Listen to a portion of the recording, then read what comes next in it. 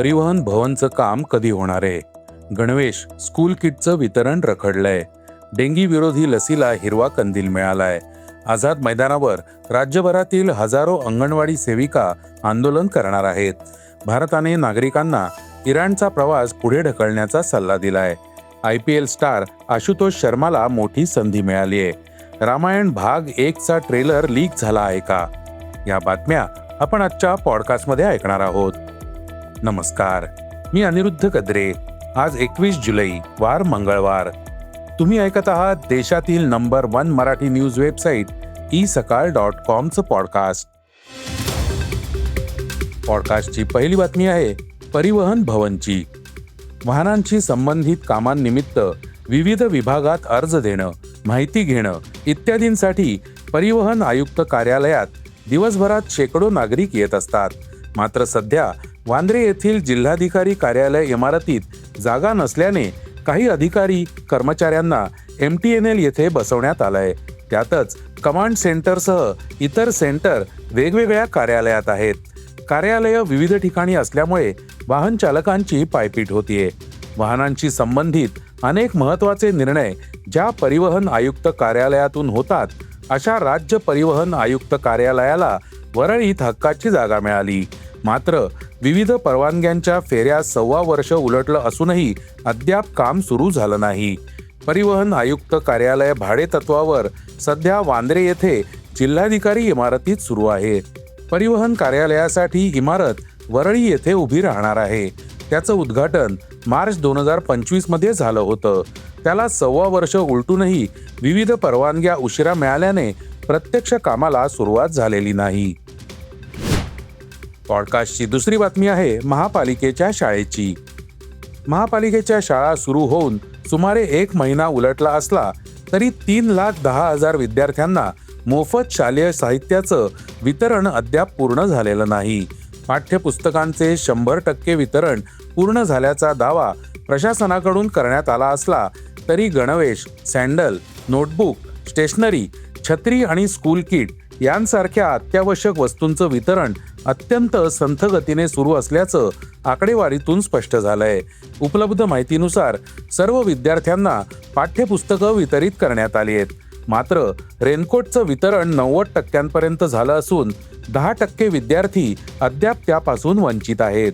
गणवेश केवळ 40% विद्यार्थ्यांपर्यंत पोहोचले असून उर्वरित 60% विद्यार्थ्यांना अद्याप गणवेश मिळालेला नाही. शैक्षणिक वर्ष सुरू होऊन महिना उलटल्यानंतरही मूलभूत शालेय साहित्य मोठ्या प्रमाणात विद्यार्थ्यांपर्यंत पोहोचलं नसल्याने पालकांमध्ये नाराजी व्यक्त होतीये. विशेषतः पावसाळ्याच्या पार्श्वभूमीवर रेनकोट, छत्री आणि सँडल तसंच नियमित शिक्षणासाठी आवश्यक असलेली नोटबुक व स्टेशनरी वेळेत उपलब्ध न झाल्याने विद्यार्थ्यांना अडचणींचा सामना करावा लागत असल्याचं चित्र आहे. पॉडकास्टची तिसरी बातमी आहे डेंगी लसीची. भारतात डेंगी प्रतिबंधासाठी मोठा टप्पा गाठत drug controller general of India यांनी टाकेडा बायोफार्मास्युटिकल्सच्या क्युडेंगा या डेंगी लसीला बाजार परवाना मंजूर केलाय. 4 ते 60 वर्ष वयोगटासाठी मंजूर झालेली ही भारतातील पहिली डेंगी लस असून लसीकरणापूर्वी डेंगीची चाचणी करण्याची आवश्यकता नसल्याचं कंपनीने सांगितलं. क्युडेंगा ही डेंगी विषाणूच्या 4ही सेरोटाइप्सपासून संरक्षण देणारी टेट्राव्हॅलंट लस आहे. पूर्वी डेंगीचा संसर्ग झाला असो वा नसो ही लस वापरता येते. 2 डोसची ही लस 3 महिन्यांच्या अंतराने त्वचेखाली दिली जाते.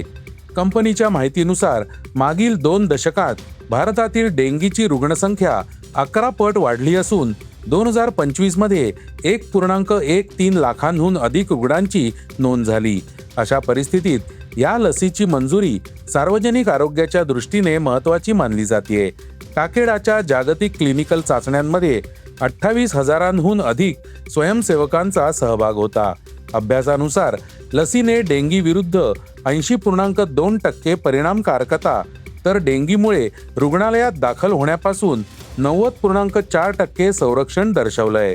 7 वर्षांच्या दीर्घकालीन माहितीत 4ही सेरोटाइप्स विरुद्ध सुरक्षितता आणि प्रभावी संरक्षण दिसून आल्याचा दावा कंपनीने केलाय. पॉडकास्टची चौथी बातमी आहे अंगणवाडी आणि आशा सेविकांची. राज्यातील अंगणवाडी व आशा सेविकांवर BLO आणि सहाय्यक BLOची जबाबदारी टाकण्याच्या निर्णयाविरोधात मंगळवारी आझाद मैदानावर राज्यभरातील हजारो सेविका आंदोलन करणार आहेत. महाराष्ट्र राज्य अंगणवाडी कर्मचारी कृती समिती आणि महाराष्ट्र राज्य आशा गटप्रवर्तक कर्मचारी कृती समितीने या आंदोलनाची हाक दिली आहे. समित्यांच्या म्हणण्यानुसार अंगणवाडी आणि आशा सेविका या मानधनावर कार्यरत असून त्या शासकीय कर्मचारी नाहीत. त्यामुळे त्यांच्यावर BLO किंवा सहाय्यक BLOची जबाबदारी सोपवणं कायदेशीरदृष्ट्या अयोग्य असल्याचा दावा करण्यात आला आहे. संबंधित आदेश तातडीने मागे घ्यावेत अशी मागणी आंदोलकांनी केली आहे. पॉडकास्टची पाचवी बातमी आहे इराणच्या प्रवासाची. भारताने आपल्या नागरिकांना सुरक्षेची परिस्थिती सुधारेपर्यंत इराणचा प्रवास पुढे ढकलण्याचा सल्ला दिलाय. वाढती अस्थिरता आणि संघर्षाच्या पार्श्वभूमीवर भारताने तेथे आधीच असलेल्या नागरिकांना उपलब्ध व्यावसायिक विमानांनी परतण्याचा विचार करण्याचे आवाहन केलंय.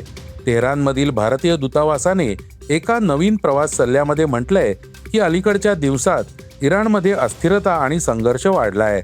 त्यामुळे भारतीय नागरिकांनी अधिक सावधगिरी बाळगणं आवश्यक आहे. कोणत्याही कारणास्तव इराणला प्रवास करू इच्छिणाऱ्या भारतीय नागरिकांनी सुरक्षा परिस्थिती सुधारेपर्यंत आपला प्रवास पुढे ढकलावा. पॉडकास्टची सहावी बातमी आहे क्रीडा क्षेत्रातून. भारतीय क्रिकेटच्या आणखी एका उदयोन्मुख ताऱ्याला परदेशातून मोठं आमंत्रण आलंय. देशांतर्गत क्रिकेट आणि IPL मधील आपल्या स्फोटक फलंदाजीने चर्चेत राहिलेला अष्टपैलू खेळाडू आशुतोष शर्मा आता इंग्लंडमध्ये खेळताना दिसणार आहे. इंग्लिश काउंटी क्लब हॅम्पशायरने 27 वर्षीय भारतीय अष्टपैलू खेळाडू आशुतोष शर्माला वन डे कप स्पर्धेसाठी आपल्या संघात सामील करून घेतलंय. क्लबने या कराराची अधिकृत घोषणा केली आहे. या संघात आशुतोष शर्माच्या समावेशामागे एक विशेष संबंध आहे. आशुतोष शर्मा IPL मध्ये दिल्ली कॅपिटल्स संघाकडून खेळतो, ज्याची सहमालकी GMR ग्रुपकडे आहे, जो हॅम्पशायर क्लबचाही मालक आहे. पॉडकास्टची शेवटची बातमी आहे रामायण चित्रपटाची. बहुप्रतीक्षित चित्रपटांपैकी एक असलेल्या रामायणची तयारी मोठ्या थाटामाटात सुरू आहे. आता हा चित्रपट स्पॉयलर्सच्या जाळ्यात अडकलाय. रामायण 1चा ट्रेलर लीक झाल्यामुळे चित्रपटाच्या टीमला तातडीने कारवाई करावी लागली. कायदेशीर कारवाई करण्यात आली आहे. लीक झालेला ट्रेलर फोनवर रेकॉर्ड करण्यात आला होता आणि तो झटपट व्हायरल झाला. सुमारे 1.5 मिनिटांची एक क्लिप सोशल मीडियावर व्हायरल झाली, परंतु निर्मात्यांनी तात्काळ कारवाई करत हे व्हिडिओ हटवण्यास सुरुवात केली. आता ते ट्रेलर प्रदर्शित होण्यापूर्वी अपलोड होणाऱ्या कोणत्याही अनधिकृत क्लिप्सना प्रतिबंध करतील. सध्या ट्रेलर लीक झाल्यामुळे संमिश्र प्रतिक्रिया उमटल्या आहेत. हे होतं isakal.comचं पॉडकास्ट, अर्थात सकाळचं पॉडकास्ट. उद्या पुन्हा भेटूयात. हे पॉडकास्ट तुम्हाला कसं वाटलं जरूर कळवा. त्याला रेटिंग द्या आणि इतरांना रेकमेंड करा. धन्यवाद. Script and research by Vrushal Karmarkar.